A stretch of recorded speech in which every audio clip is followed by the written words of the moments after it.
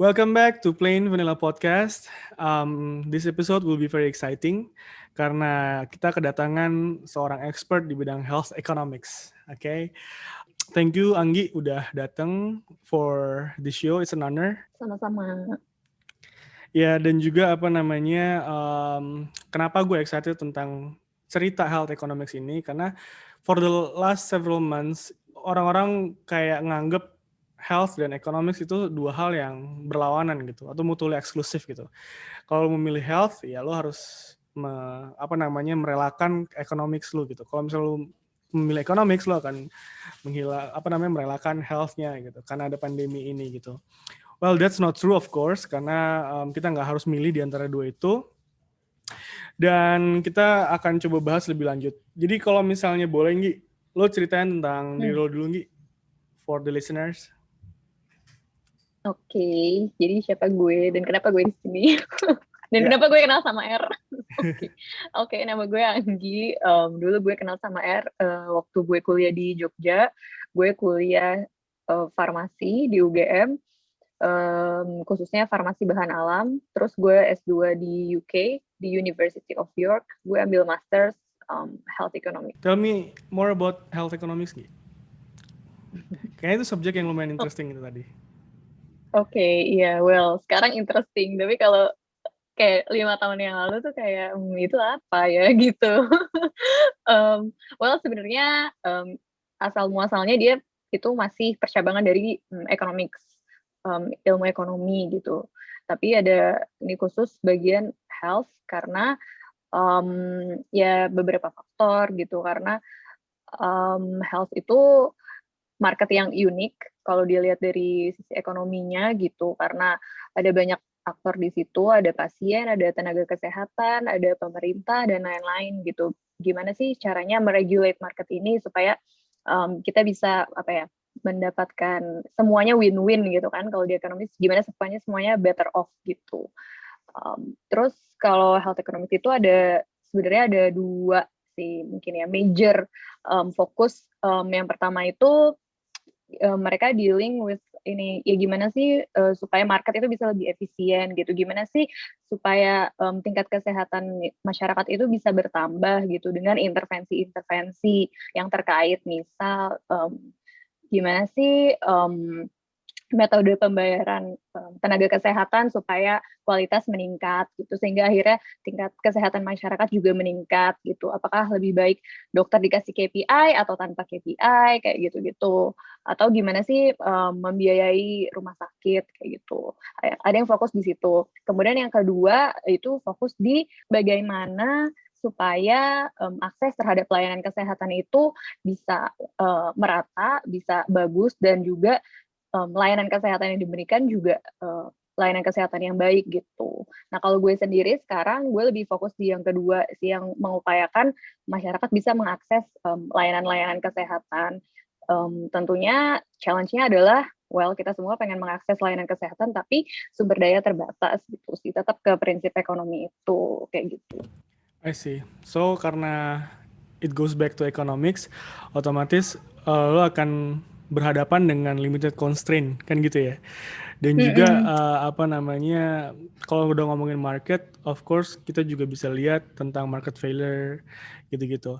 Oke, mungkin salah satu hot pressing issue di bidang economics yang health economics ini adalah tentang akses kali ya, tentang akses kesehatan. Dan boleh cerita nggak perspektif lo tentang akses kesehatan gimana? Ya, kalau akses ke kesehatan itu salah satu yang penting sih, dan ya itu tadi salah satu keunikan di market di layanan kesehatan ini. Kenapa? Karena kita pengen sehat, tapi untuk sehat kita nggak bisa beli sehat gitu. Ada perantaranya dulu kan. Kita ada ya berupa layanan kesehatan, itulah yang di trade gitu, bahan yang dijual belikan, yang kita terima adalah layanan kesehatan gitu, yang di provide adalah layanan kesehatan gitu. Jadi makanya kenapa akses ke layanan kesehatan itu penting untuk mewujudkan kesehatan individu dan juga masyarakat pada umumnya gitu sih. Menurut gue akses itu penting banget gitu. Cuman ya kalau misalnya lo mau tanya apakah kita udah cukup apa ya, berhasil dalam menyetarakan akses kayak gitu-gitu, well tentunya masih banyak PR gitu. Terutama kalau misalnya kayak di Indonesia gitu, pasti masih banyak masalah gitu. Dan ya tiap negara juga concernnya beda-beda. Ada juga yang nggak terlalu apa ya, menitik beratkan pada akses, tapi ada yang lebih menitik beratkan pada kualitas layanan kayak gitu juga ada. I see, I see. Oke, Hmm. kalau misalnya gue bakal coba apa namanya interpretasi yang barusan lo omongin Enggi tentang negara yang memfokuskan kepada kualitas layanan gitu misalnya. Jadi kalau misalnya kita lihat negara kayak US, kalau secara teknologi mereka sangat-sangat advance gitu kan di bidang Oh medical, yes. ya Hmm. kan. Cuman accessibility-nya questionable banget, ya kan. Karena kalau kemarin gue ngobrol sama Tirta karena tangannya patah. Itu Hmm. operasi tangannya yang patah itu kalau misalnya dia nggak insured, dia tuh akan bayar sekitar 600 sampai 700 juta gitu. Hanya Wow. untuk tangannya yang patah gitu kan. Dan udah pasti kalau misalnya orang nggak yang nggak insured dia nggak bakal bisa bayar itu gitu. Nah di sisi lain Hmm. kalau misalnya kita ngeliat negara kayak UK, dia fokus ke layanan kesehatan secara overall gitu kan. Yes. Jadi kalau misalnya kita lihat di UK itu uh, mungkin secara teknologi mereka nggak terlalu nggak ketinggalan sama sekali ya. Cuman kalau dibandingin sama US, orang dari UK ke US untuk lanjut berobat gitu kan. Gue jarang lihat yang kayak dari US ke UK. Maybe on specific cases. Tapi kalau misalnya yang apa namanya secara kualitas US better gitu dan lebih advance gitu kan. So, itu benar nggak interpretasi gue terhadap yang lo bilang tadi, akses dan kualitas tadi? Hmm. Iya, well, iya pasti ada trade off gitu ya. Tapi ya yang lo bilang sih kurang lebih bener ya. Pas gue kuliah di UK juga mereka menyoroti sistem di US gitu. Karena ya healthcare spending di US itu selalu kalau lihat di grafik-grafik di report itu pasti termasuk yang tinggi dan lebih tinggi dari average negara-negara maju OECD countries gitu kan, spending untuk healthcare gitu. Harga obat-obat di sana bisa jauh lebih mahal daripada harga obat-obat di UK gitu. Itu ya benar sih yang lo bilang tadi, karena apa ya itu mereka lebih mementingkan seberapa cepat mereka bisa mendapat apa ya, provide obat-obat baru itu. Dan tapi ya itu kan kalau misalnya obatnya mahal juga, well and then ya kalau lo nggak mampu ya udah gitu. It's Yeah. not part of the apa ya, bukan dari concern juga ya, emang ya itu sih akses juga terhalangi karena apa, kelas sosial gitu, kelas ekonomi gitu. Tapi kalau di UK lo akan lihat ya lebih rata gitu kan. Hmm, hmm. Apa namanya, itu dulu karena mereka gagasannya itu adalah mereka nggak pengen semua nih kita sama-sama citizen UK gitu, kita semua sama orang UK. Mereka nggak mau ada namanya postcode lottery gitu. Jadi kayak apa sih istilahnya, kayak lo tinggal di mana lo bisa lebih sehat dibanding lo tinggal di mana lo nggak lebih sehat gitu. Karena misalnya lo di kota ya, well lo di London dokter-dokternya bagus, obatnya lebih bagus gitu kan. Tapi misalnya lo kebetulan lo terlahir gitu, itu it's not your choice, you're born kayak in a small town gitu, dan di situ apa, dokternya sedikit, alat-alatnya sedikit gitu, dan ya lo bisa end up punya hidup yang tidak lebih sehat dibandingkan orang di London gitu. Makanya gagasan utamanya adalah mereka pengen menghilangkan faktor di mana lo tinggal itu yang sebagai apa sih, pengaruh yang mempengaruhi kesehatan lo gitu. Karena I see. sebenarnya itu bisa di avoided menurut mereka. Based on my personal experience juga sebenarnya gue di UK tuh emang punya sistem healthcare yang bagus banget dan mereka juga punya NHS ya. Itu ekuivalen Mm-mm. sama kalau di Indonesia kita punya apa nih, BPJS bukan sih? Iya kayak BPJS gitu. Kayak BPJS gitu kan. So, sebutlah ada 2 kasus ini gitu. Apa sih kalau misalnya yang bisa kita pelajarin gitu nih, kalau gue nggak tahu nih suatu hal yang lo concern about atau enggak. Cuman kalau dari segi universal healthcare ini, itu tuh apa yang bisa kita contoh dari mereka dan apa yang nggak applicable buat kita gitu. Karena kan secara negara kita jumlahnya jauh lebih banyak, of course, ya kan. It Yes. goes without saying lah. Jadi Mm-mm. otomatis dan kita ada di apa namanya kalangan negara yang mid to low lah. Jadi kan di compare sama mereka yang udah high income gitu kan. Otomatis secara Mm-mm. constraint kita jauh lebih banyak dibandingin mereka gitu. Yes. So mungkin apa sih yang lo bisa kasih kayak pendapat lo gitu ya, tentang isu ini? Ya pertama sih kalau si health economics ini awalnya muncul dari negara-negara maju kan ya, US dan UK itu, dan mereka menganggap constraint mereka cuma satu, yaitu budget. Tapi kalau yang tadi lo bilang, kita di negara berkembang segala macam, constraint kita nggak cuma budget, tapi juga misalnya sumber daya manusianya ada apa enggak gitu. Budgetnya ada, tapi berapa banyak orang yang bisa ngasih layanan kesehatan ini gitu, atau skills-nya gitu. Kita mau nih Indonesia punya obat terbaru gitu kan, obat yang paling baru bisa mengatasi COVID lah, free COVID gitu. Tapi ya batas kita, uangnya ada, tapi yang mau ngasih ada cukup ada enggak gitu, cukup enggak. Dan mereka perlu di-train dulu enggak untuk menggunakan obat itu, kayak gitu. Jadi menurut gue sih ya ilmu ini sih masih akan bisa terus berkembang dan juga lebih mungkin ini ya, berkaca dan lihat studi-studi kasus di negara-negara berkembang gitu, karena constraint-nya nggak cuma budget gitu. Kalau apa yang bisa kita pelajari dari negara-negara itu, ya UK itu termasuk salah satu yang yaitulah single payer, si NHS itu udah universal healthcare udah cukup lama gitu. Yang bisa kita pelajari sih sebenarnya kalau di Indonesia misalnya dengan isu kita BPJS banyak defisit itu, ya mungkin kita bisa pelajari gimana mereka di sana pemerintah dan juga swastanya itu bisa bekerja sama, punya satu tujuan yang sama gitu loh. Mereka pengen masyarakat di UK itu mendapatkan layanan kesehatan yang terbaik dengan tanpa misalnya harus membuat budget pemerintah bengkak gitu, tapi mereka juga mengajak pihak swasta untuk ayo dong bantu pikirin gitu. Jangan jadi mereka nggak cuman kayak nolak, sorry kita nggak ada budget, kita nggak bisa kasih kamu obat yang paling bagus nih, enggak. Tapi mereka berdua itu kita dari pemerintah dan dari swasta, mereka kayak ngerumusin gitu loh, strateginya apa gitu, apa nih yang bisa kita lakuin gitu, kayak gitu. Itu partnership ya dari pemerintah sama swasta itu banyak gitu, dan bentuknya macam-macam juga gitu. Jadi akhirnya masyarakat UK bisa dapat obat yang bagus, tapi kayak budget pemerintah juga tetap terkontrol dan pihak swasta juga kontribusi di situ. Oke. Menurut gue gitu. Dan juga tapi kita juga harus perlu highlight bahwa ketika orang-orang negara kayak UK bilang bahwa masalah mereka cuma satu, budget gitu kan, itu juga terjadi di kita dan itu harus di Iya, acknowledge juga benar. gitu kan, karena BPJS Iya. juga dia bleeding gitu kan internally, maksudnya kayak dia bener-bener uangnya nggak cukup lah untuk bisa mengcover apa yang harusnya dia cover gitu kan. Dan juga kalau misalnya kita ngomongin private dan public, well, there are so many things yang akhirnya akan membuat arrangementnya jadi agak tricky gitu. Karena kan kalau misalnya itu beneran mau distribusin sampai segitunya, menurut gue ya, itu akan banyak challenges-nya gitu loh. Karena kita mau niru yang mana nih gitu kan. Karena kalau misalnya kita mau bener-bener yang universal healthcare untuk semua, who's gonna pay for it gitu kan. Uangnya belum tentu ada gitu kan. Dan ketika sebetulnya kita pengen coba untuk kita adakan uangnya, kita naikin revenue dari somewhere gitu. Well, it's gonna increase tax gitu kan. Dan sedangkan untuk negara berkembang kayak kita, tax itu akan membuat kita jadi less kompetitif. So, ini agak-agak paradoksikal yang mana yang harus diselesaikan duluan gitu kan. Ya, that makes sense sih. Terus juga kalau menurut lu dalam kondisi yang kayak sekarang nih, if we're talking about Indonesia gitu, healthcare system kita juga nggak cukup.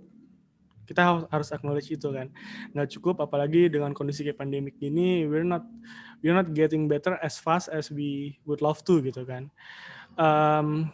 Jadi kalau misalnya di perspektif lo, ada nggak sih yang mungkin bisa dilakukan untuk kita lebih forward looking dalam penyiapan healthcare system kita? Iya, bener sih yang tadi lo bilang pandemik itu. Menurut gue pandemik ini sebenarnya dia mengeksploitasi apa yang telah kita lakukan dan belum kita lakukan selama berapa puluh tahun negara kita berdiri, 76 ya? 76 tahun negara kita berdiri gitu. Maksudnya dia hadir untuk mengeksploitasi bahwa banyak banget kekurangannya gitu kan. Kita nggak bisa cepat, bener sih yang lo bilang itu. Nah, kalau misalnya untuk ke depannya menurut gue ya kalau gue sih itu sih data driven sih, nggak tahu deh itu masih visible nggak sih di Indo? Menurut gue sih ya lumayan mungkin visible ya, dengan adanya BPJS itu kan dia sebagai badan yang kayak punya data dari well at least member-member orang-orang yang mendaftar jadi member BPJS gitu. Gimana sih data-data sebanyak itu bisa dimanfaatin, diolah, dianalisis gitu loh, untuk prediksi ke depannya gitu, untuk prediksi nggak cuma budgeting, tapi juga kayak kita mesti fokus di mana sih, kan bisa dilihat dong 2020 berapa banyak sih orang berobat batuk pilek, atau berapa banyak orang yang berobatnya jantung dan lain-lain gitu, dan bisa lebih granular lagi analisisnya gitu, dan itu maksud gue dari situ bisa untuk jadi landasan strategi ya improvement dari yang udah ada aja gitu, based on iya tahun lalu kita bikin ini, sekarang kita bikin ini, diimprove sedikit, tapi kan sebenarnya bisa berangkat dari data sih kalau gue. Oke, berarti kalau kita nguatin data kita, Hmm.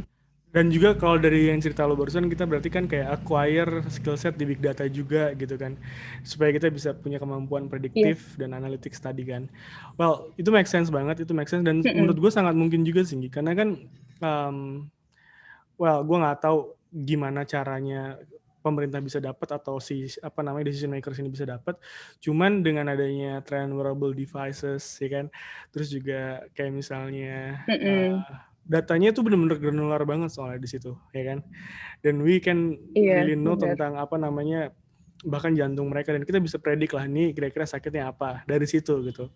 So it makes sense Mm-mm. buat gue Mm-mm. sih. Dan juga kalau Iya. misalnya itu kan tren yang sekarang nih gitu kan.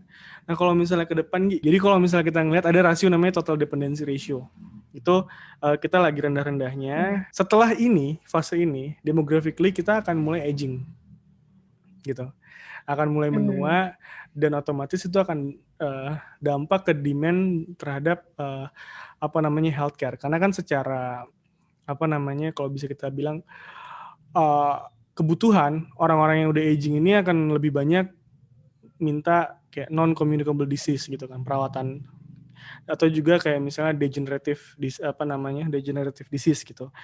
Nah, untuk kondisi sekarang di Indonesia itu menurut lo udah ready nggak sih untuk menghadapi itu?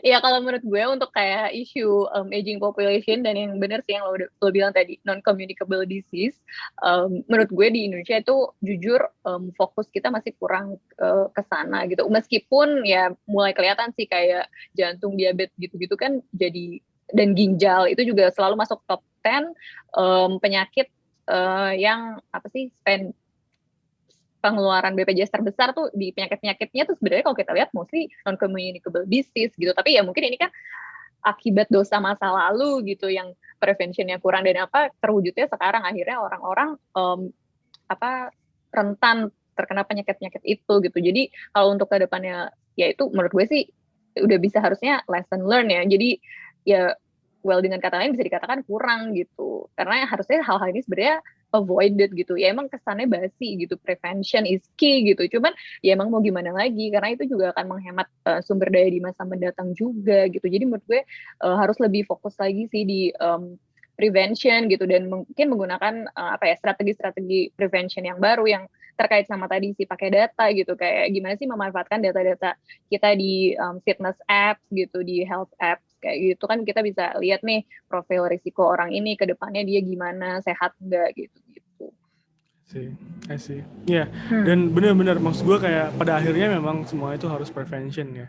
Dan juga kalau misalnya kita ngelihat ke depan, of course we have to be ready kalau urusan yang kalau misalnya kita mau pengobatan atau treatmentnya. Cuman mungkin kalau prevention is the best way gitu kan. Oke, nice. Let's talk about yourself a little bit kalau boleh. Nah, Oke. lo kenapa tertarik sama bidang ini sih? Maksudnya kayak bidang health dari awal gitu. Karena kan lo sebelumnya kan farmasi kan.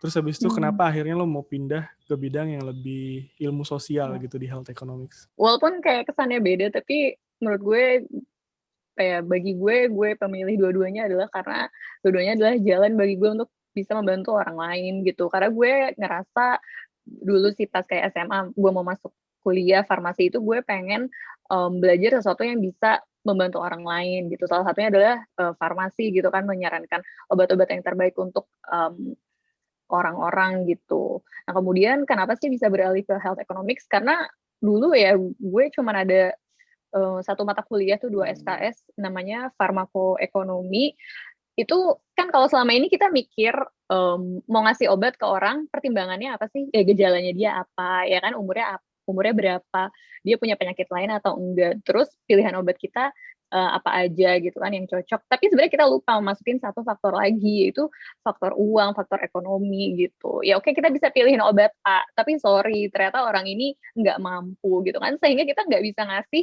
yang optimal, yang padahal kita tahu itu that's apa ya, kayak gold standard-nya gitu. Terus kalau kayak gitu, kita harus gimana? Nah, menurut gue itu benar-benar menyadarkan gue sih saat itu bahwa, ya mungkin emang ini realitanya seperti ini gitu kan, kayak yang semua kita pelajarin di textbook mungkin nggak akan terjadi di dunia nyata karena ada faktor yang benar-benar uang gitu yang bisa ya buyar lah gitu. Jadi makanya gue tertarik di situ dan gue ngerasa di farmasi walaupun gue bisa ngebantu orang, tapi kayaknya kalau misalnya di health economics ini gue bisa ngebantu lebih banyak orang lagi gitu karena gue ngerasa dia pemikiran-pemikirannya analisisnya bisa lebih ke jauh apa ya di hulu tuh adalah untuk kayak pembuat kebijakan kayak gitu-gitu. Oke. Tentang apa namanya policy makers gitu-gitu ya. Oke, Hmm, pada saat ini eh, yang lo lakuin itu juga health economics juga di perusahaan farmasi gitu kan. Eh, ya, so lo punya insight nggak Gi tentang apa namanya hmm, kayak di perusahaan kalau misalnya ada orang-orang mau masuk ke path yang udah lo masukin gitu, as in like oke gue sekarang kuliah di farmasi gitu, terus habis itu gue hmm, ngerasa kayak kayaknya health economics gue pengen masuk sosial gitu, kayak health economics hmm. itu good choice gitu. Lo ada pesan nggak sih buat mereka kayak is there anything yang mereka perlu tahu di awal? Yang mereka perlu tahu di awal, yang mungkin mereka perlu tahu di awal adalah ya ini menurut gue sih, ya pas gue kuliah itu juga gue baru sadar sih ya, ini kan balik lagi ekonomi dan ilmu sosial gitu, di mana, benar atau salah tuh ya kadang-kadang tipis gitu, tapi apa ya nggak ada benar, nggak ada salah kadang juga gitu, tapi yang benar gimana cara kita bisa menyampaikan pendapat kita, argumen pendukung kita apa aja sih, supporting arguments kita gitu, bukti-bukti pendukungnya apa terhadap ide-ide yang mau kita cetuskan gitu. Dan menurut gue itu ngelatih banget sih untuk kayak sekarang gue kerja atau apa, karena kan ya ide kan ya there's apa sih nggak ada yang baik atau buruk lah gitu, nggak ada yang benar atau salah, tapi kan apa ya cuman gimana sih lo bisa membuat ide lo itu terdengar apa ya, kayak bukan benar atau salah tapi kayak logis gitu, kayak make sense gitu kan. Yang penting lo nggak ngawur, lo nggak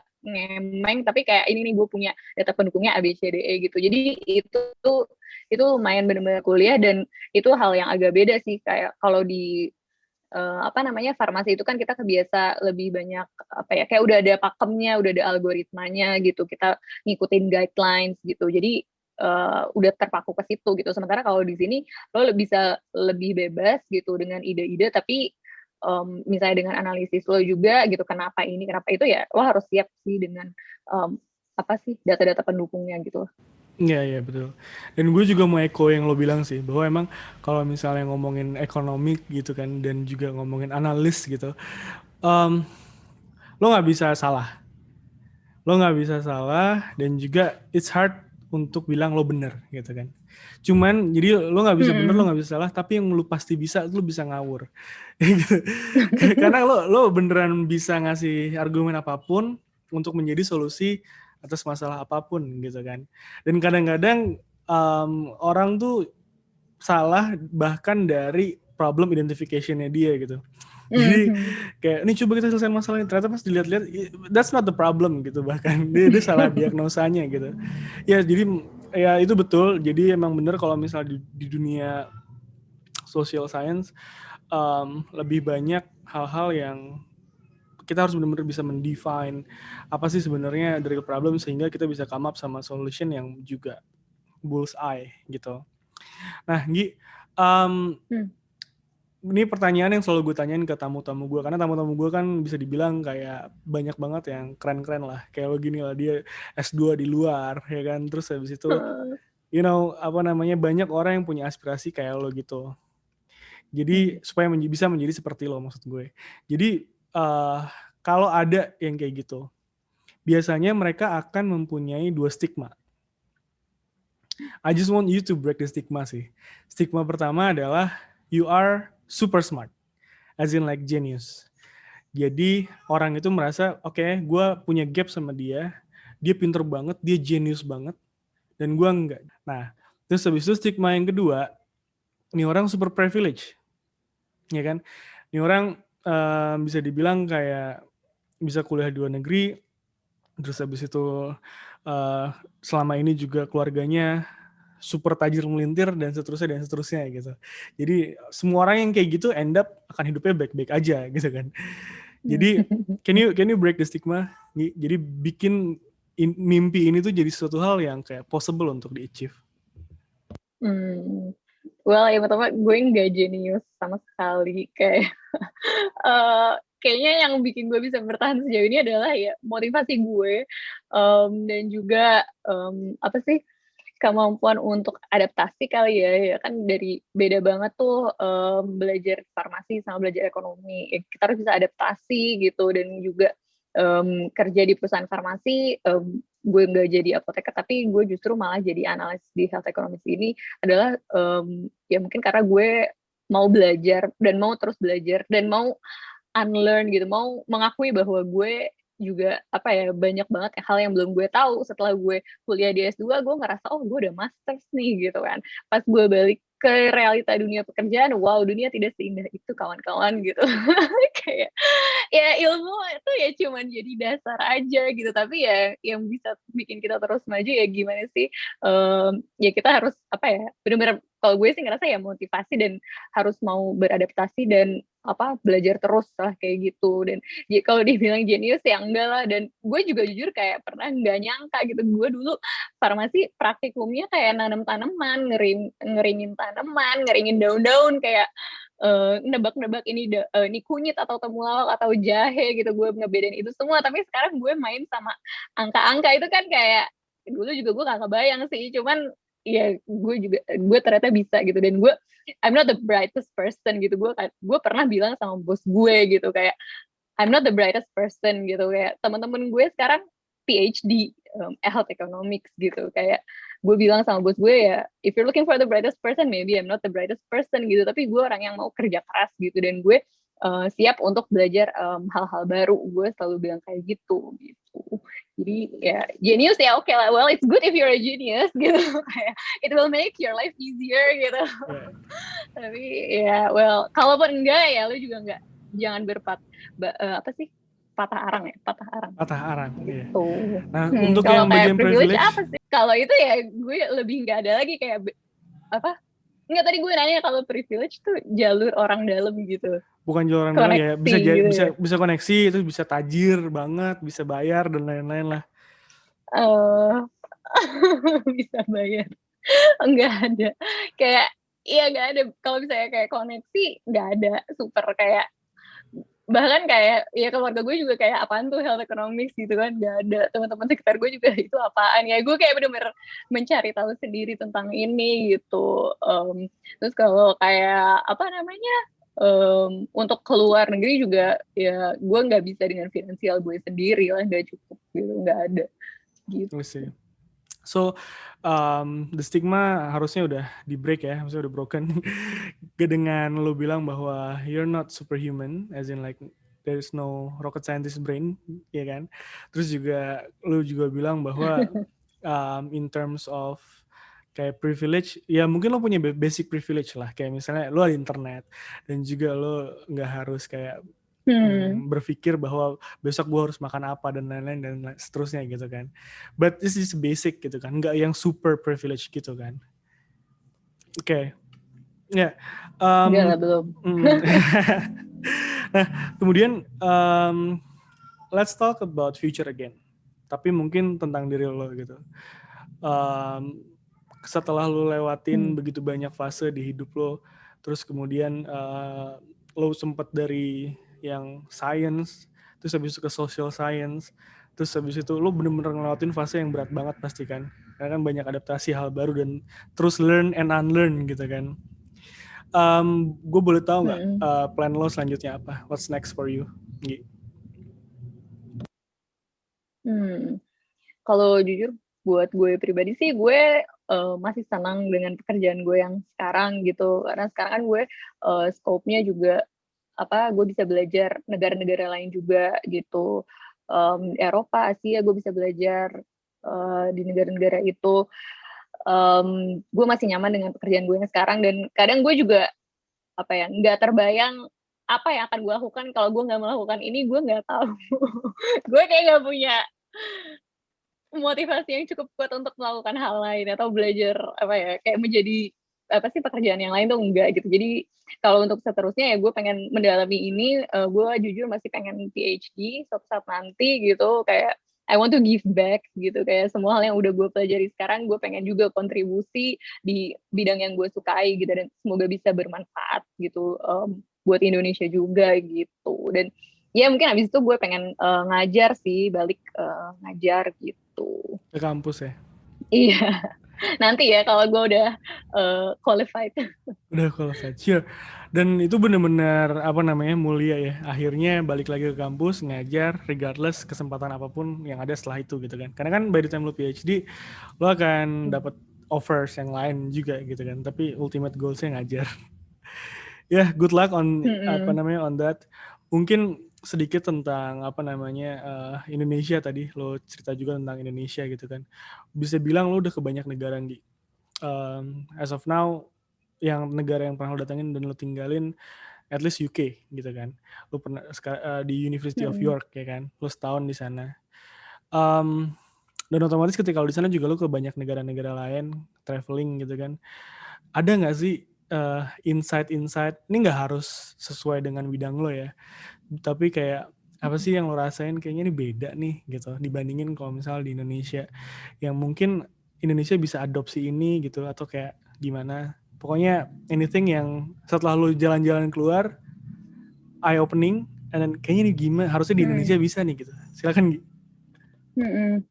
Kalau gue ya mungkin pertama hal yang gue observe ya, kayak dulu gue sempat part time di restoran Indo di UK gitu. Part time gue jadi pramusaji gitu, waiters gitu ya. Dan gue benar-benar ngerasa di sana itu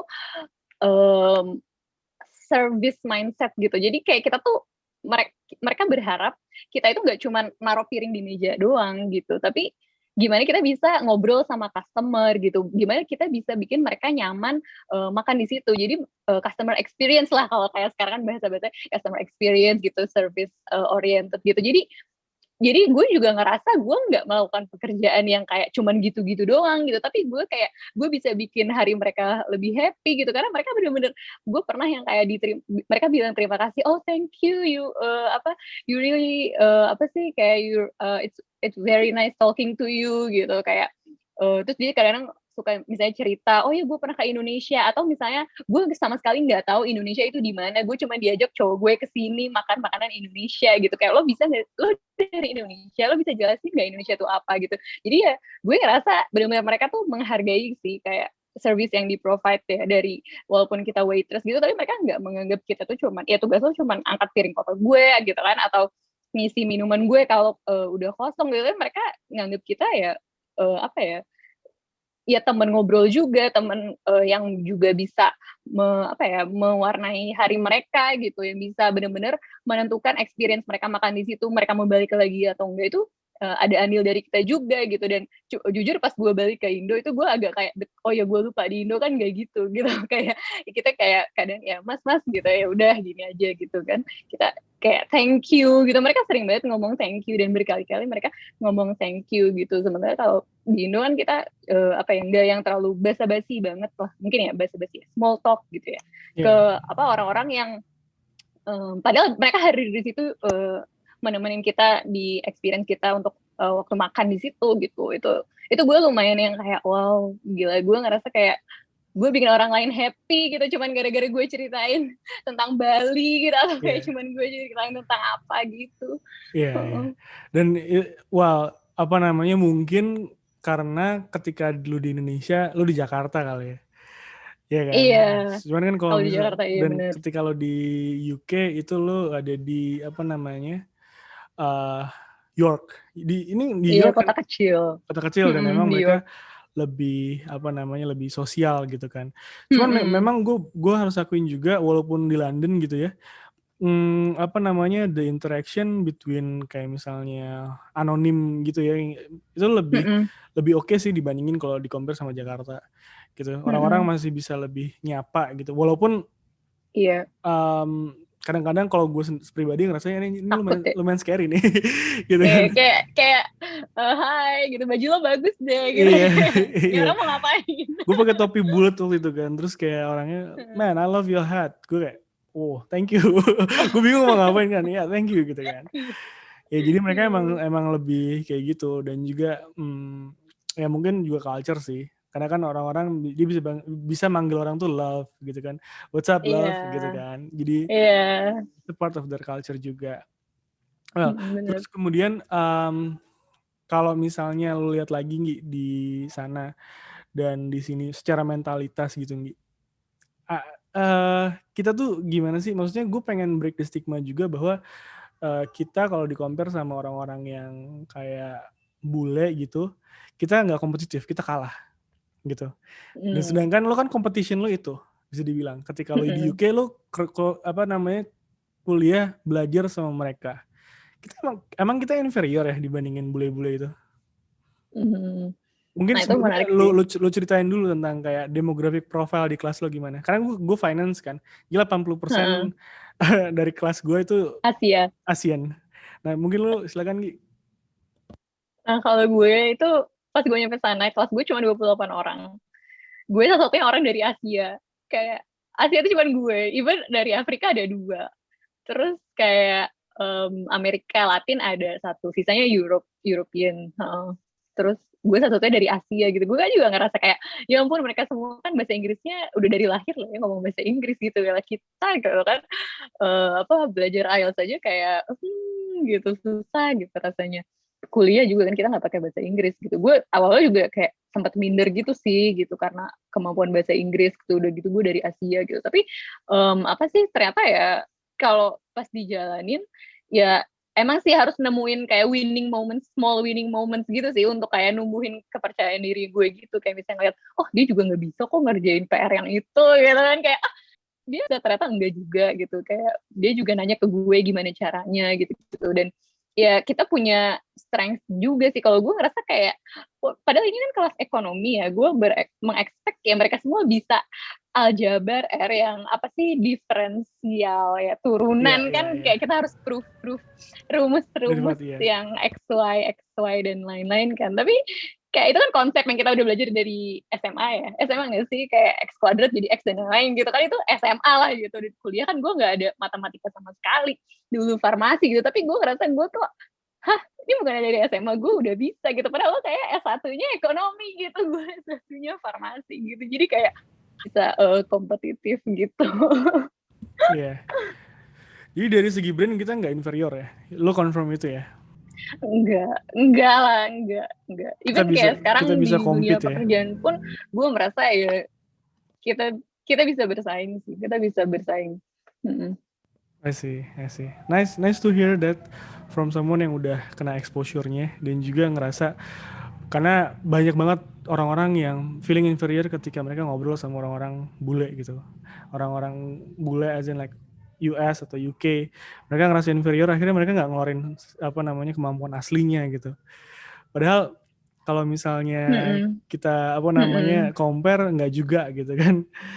Nah, my next question Gi tentang ini your perspective about setelah lu tinggal di banyak tempat dan setelah lu tinggal di banyak negara juga, mungkin ada nggak sih something yang menurut lo adalah kekuatan Indonesia gitu, dan we can be better as a country gitu kalau misalnya kita fokus on itu gitu. It doesn't have to be based on your expertise or anything, based on your personal experience juga nggak apa-apa gitu. Dan mungkin juga pengen gue clarify juga, better country-nya nggak harus buat 270 juta orang ya kan, 270 juta kebanyakan juga kan. So better country for you deh gitu juga nggak masalah. Silakan Gi, your view. Oke.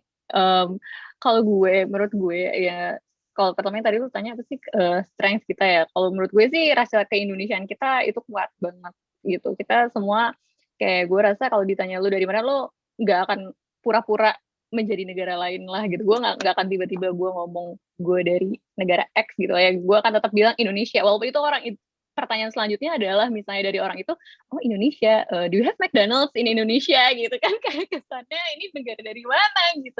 Tapi kan kita kan kayak abis itu dengan senang hati, oh enggak Indonesia tuh gini. Menurut gue salah satu strength kita adalah ya kita bangga menjadi orang Indonesia. 270 juta orang yang ya gue harap sih mereka semua bisa bangga lah membawa nama Indonesia gitu. Orang Indonesia adalah identitas kita gitu. Itu satu. Terus kedua, menurut gue sih kekuatan kita itu di anak muda yang sekarang ya, terutama kayak misalnya banyak banget startup kayak gitu kan sekarang. Terus kayak industri kreatif gitu, film-film kita banyak dan gak tahu di Indonesia tuh gampang banget hal-hal tuh jadi tren gitu. Kayak pas gue di UK atau kayak pas gue di tren gitu, tren makanan baru, tren kayak baju baru gitu-gitu, itu nggak mudah, nggak tahu kenapa gitu. Kayak kalau di Indonesia tuh kayak tahu-tahu viral itu gampang banget gitu. Kayak tiba-tiba semua orang bikin dalgona lah, atau tiba-tiba seorang minum boba atau apa gitu, atau even pakaian gitu. Menurut gue itu satu kekuatan banget sih gitu. Nggak tahu deh, kita gampang banget menginfluence. Gue nggak ngerti juga sih itu kayak marketingnya yang bagus atau emang orang-orang terlalu kreatif atau gimana. Tapi menurut gue itu satu nilai positif sih gitu, karena ya kita terus berubah gitu. Ya maksudnya buktinya kan kayak apa sih yang startup kita kan juga eksis di luar negeri juga kan, kayak Gojek gitu-gitu. Kayak menurut gue itu satu kekuatan kita sih ya, terutama, dan gue senangnya lagi itu juga dari anak muda gitu. Iya. Dan itu bener banget sih. Memang the strength, gue setuju, maksudnya gue sepakat bahwa kita punya youthful population gitu kan, walaupun udah dalam masa puncak-puncaknya gitu kan. Terus habis itu yang kedua itu adalah kolektivitas itu tadi. Karena kalau misalnya kita lihat di konteks kayak Weird Genius, salah satu YouTuber yang di bidang musik gitu ya, mereka bisa sampai viral dan banyak orang globally tahu itu gara-gara komen-komen dari orang Indonesia untuk mereka nge-review ini gitu kan. Jadi di situ kayak exposure-nya malah dapat gara-gara kita punya kolektivitas itu tadi emang. Well ya, itu gue agree banget sih, dan gue juga echo lah dengan pendapat lo. Mungkin Gi, this is gonna be the last one kalau misalnya boleh Gi. Dan ini bukan pertanyaan sih. Ada yang mau lo tambahin nggak? Memberi sedikit tentang si health economics itu tadi ya, balik yang tadi lu bilang di awal, apa ekonomi dengan kesehatan itu gitu. Kayak kok rasanya aneh sih menilai hidup orang dengan value gitu. Kita menaruh value pada hidup orang, pada kesehatan gitu, dengan ngitung-ngitung gitu, untung nggak sih gitu, bakal untung nggak sih kalau kita pakai vaksin, atau kita nggak untung kalau nggak kasih vaksin. Kayak itu kan kayak seolah-olah nggak etis gitu. Cuman ya buat gue, gue juga dulu sempat berpikir kayak gitu, dan emang di dunia health economics juga perbincangan itu masih terus ada gitu. Cuman buat gue sendiri ya, kalau itu kan salah satu cara untuk analisis dan untuk membantu kita juga, selama niatnya itu baik gitu, untuk dilakukan hal yang positif.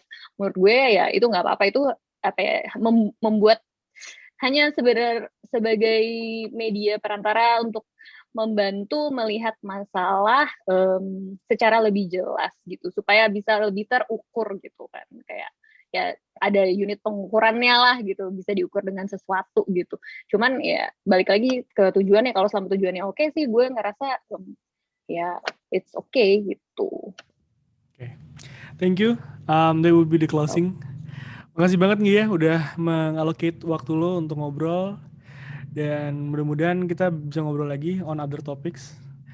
Okay, so talk later. Bye-bye. Okay, siap.